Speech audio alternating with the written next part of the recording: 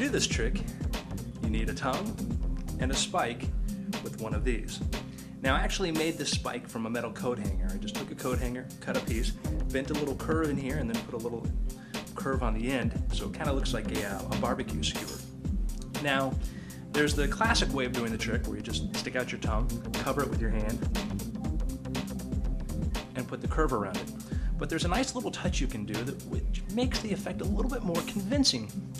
Turn your head sideways and bring the spike down. Now cover up the curve with your fingers.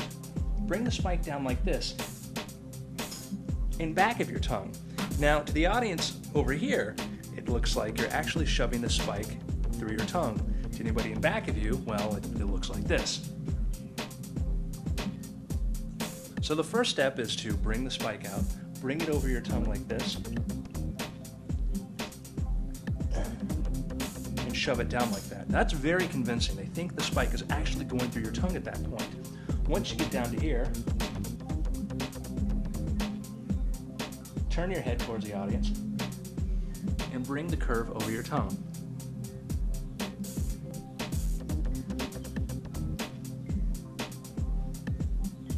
Now the next little move you can do is kind of a bit of a fake. You hold your fingers like this and you slide them up and down, making it look like you're sliding the spike through your tongue. Now it's really important that you don't overdo that. Just do it once or twice. Now you're ready to pull the spike back out. Bring your right hand back down here. Bring your left hand up in front. Pull up, and as you pull up, slide the spike over your tongue. And grab your tongue with your left hand as if you pulled the spike right through the middle. Now at this point, let them look at your tongue. And what makes this trick kind of impressive is the fact that there's no hole in your tongue. Now there are plenty of people walking around with jewelry going through their tongues, but they actually have holes in them. If you don't have a hole in your tongue and you do this trick, and then you show that you have a solid tongue, it's a little bit more magical. Still geeky though.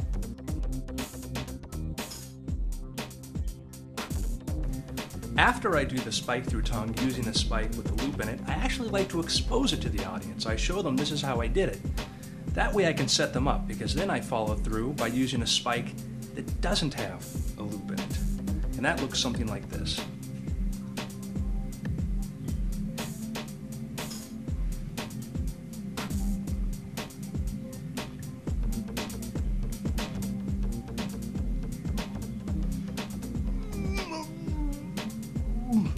Ugh.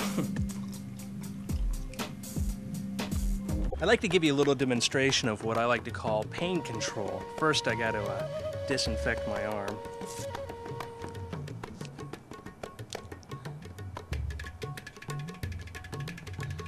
Now, I'm going to use a steel paper clip for this. And I'm going to unfold it like so. Now, it's not too sharp, but it's pretty blunt. If I push it against my arm, you can see that it really pushes into the skin here. Now I'm going to try and shove this all the way through. Now, at this point, you just have to take my word for it that it hurts. But actually it doesn't, because you see I'm using a form of hypnosis. You see it really looks like it's going through my arm there. And wow, that's actually very, very convincing. Again, now I can actually move it around a little bit. I'd let you touch it, but you're on the other side of the screen, so that's not really possible. So we'll just pull it back out here, and everything's fine. No latex, no rubber arm, just all me. The biggest problem with the paperclip through arm or needle through arm effect is the preparation you have to do beforehand. Traditionally, there are two ways. Either you put some rubber cement on your arm before you perform the effect, or you put some rubber cement on your arm during the effect. You disguise the rubber cement as, let's say, rubbing alcohol. I wanted a better solution, and I looked around at all the different objects I could use while doing the effect, and I came up with something which I thought would be pretty innocuous, something people would say, okay, that makes sense, and that's a wet nap. By preparing a wet nap with some rubber cement on the inside, I was able to introduce the rubber cement to my arm right in front of them and have it look perfectly natural. I'll show you how you can prepare that. To do the paperclip through arm effect, you're going to need a few things. You're going to need some wet naps, some rubber cement, some paper clips, razor blade, and some tape. Now, the preparation you do for this effect, you actually do hours before. Now, take a wet nap. Now, I got these from a restaurant supply store. I got like 300 of them for $2, which was going to last me a long time. Using your blade very carefully, and what I mean by very carefully is don't cut yourself. That would be bad. Slice open the back of the wet nap. What this allows you to do is to take the wet nap out of the container like this. Now, if you open this up, you'll see that you can, sometimes it's folded like this. What you want is a fold kind of like that, a V-shaped fold. What we're going to do now is we're going to take some rubber cement and we're going to put a dab of it, maybe about a dime's worth, right there.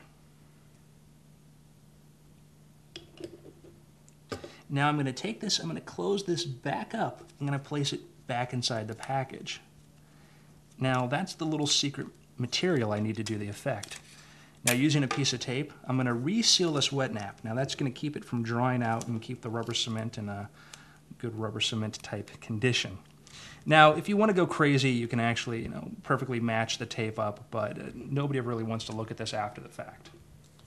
Once you have the wet nap, you take a jumbo paper clip, clip it around this, like so, put it in your pocket, and you're ready to go. You're ready to perform the effect. Everything you have to do now, you're going to do in front of your audience. You can perform this effect hours later. I've kept these in my pockets for up to 2 days, and they've worked fine. After that, they don't. And if you tell people you're going to shove a paper clip through your arm, you can't. Well, you can do it the painful way. Take your specially prepared wet nap out of your pocket. Take the paper clip off and ask one of the spectators to unfold it. While they're unfolding the paper clip, take your wet nap and rip it open. And now ostensibly you're opening this up and going to use this to sanitize your arm to make it nice and clean for what you're about to do. Now you can see the rubber cement's in generous proportions right there. I'm going to rub this over my arm like this. Set that aside. Now while they're unfolding the paper clip, you want to get as much air and allow the rubber cement to dry out a little bit so it's not too wet. After they've unfolded the paper clip, hopefully they'll unfold it and it'll look something like this. You can comment on their workmanship, whatever you want. Anything you can do to allow that to get a little bit drier. After that's done, take the paper clip and press it against your arm like this. Now, to their point of view, it looks like you're really trying to shove this through your arm. But what I'm really doing is I'm just pushing it against it right here. I'm actually going to shove it like this till I get to about midpoint right here. This is what it looks like to them. Once I've got to this point, I'm going to reach over with my fingers and I'm going to squeeze my skin over the paper clip. Now it looks really nasty right there. It actually looks like the paper clip is running through my skin. Gotten to this point, I'm now going to let go of the paper clip, and this part's left up to their imagination. It certainly looks like, from their point of view, the paper clip is going through my arm. That's when I turn it over and I show that indeed it appears to really be running through my arm. Now you can move it back and forth. You can actually let them touch it. If they touch it, you can scream. You can do whatever you want. At this point, you can either rip it out, which kind of destroys the effect a little bit in my opinion, or you can pull it out like this. This is what I do. I pull it back out like so. And now I'm left with what look like 2 needle marks right there. You don't want to show the audience that. So what I do is, holding my arm like this, I spread that part open, and then I rub it. If you've got a wet nap handy, then you just take that wet nap back and you wipe off the rubber cement off of your arm. And you're left with a very, very gory effect and an audience that's probably a bit unsettled. Exactly the way I like it.